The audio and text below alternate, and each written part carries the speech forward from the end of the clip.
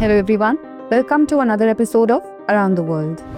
The city of Belém, located in the Amazon region of Brazil, is now seeing people from different countries arriving as the next UNFCCC COP conference is to be held there, the major global climate summit where the whole world gathers to discuss climate change. However, the atmosphere is more filled with anxiety than excitement. This is the time when the entire planet is struggling to tackle the crisis of climate change. But politics, interests, business, and power politics are complicating the fight for the climate. And behind this whole story is a name whose influence is even felt in the air of this COP, Trump.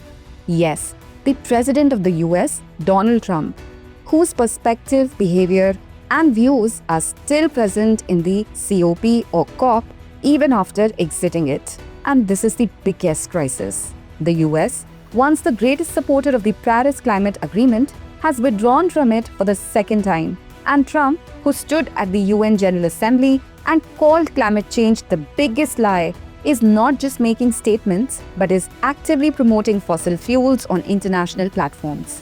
The Trump administration still creates obstacles in UNFCCC processes through technical procedures.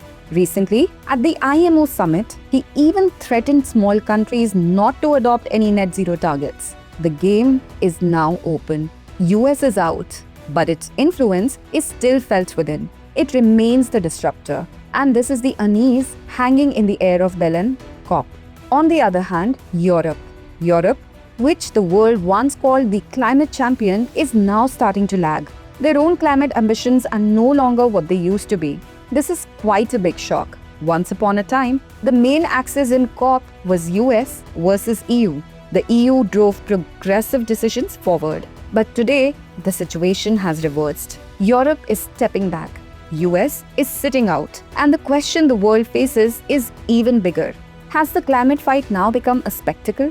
What happened at the Dubai COP 2023 was a sign of this. A global expo-like spectacle, an open market for fossil fuel companies, more glitz and glamour than meetings, more showbiz than policies. And now people are saying, where has the real purpose of COP gone?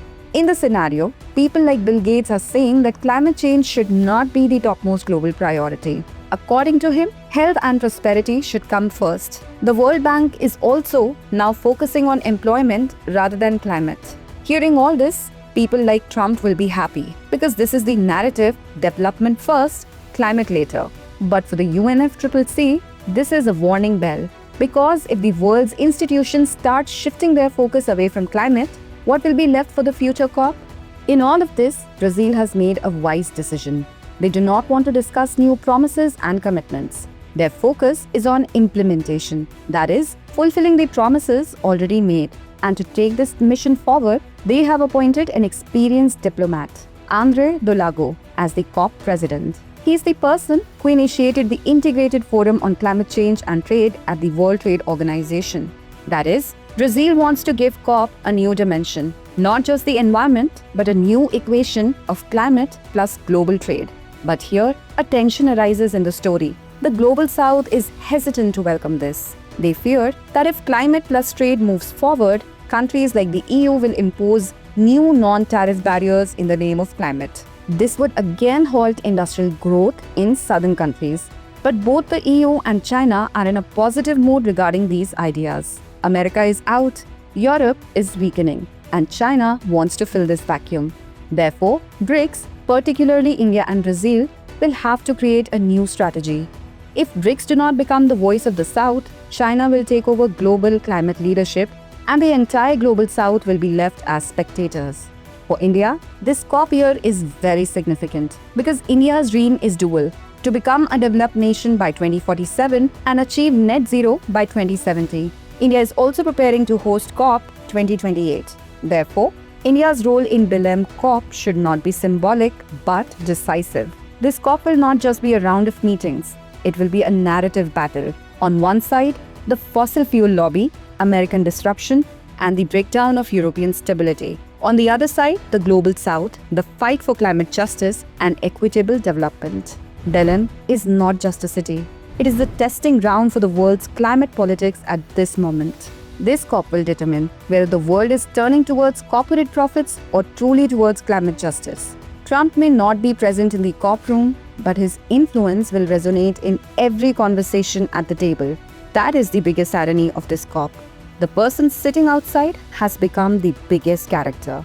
Now let us end the discussion here and note today's question. Is the current COP process turning into geopolitical power politics rather than climate solutions? Discuss, especially focusing on the role of the Global South, BRICS, and India.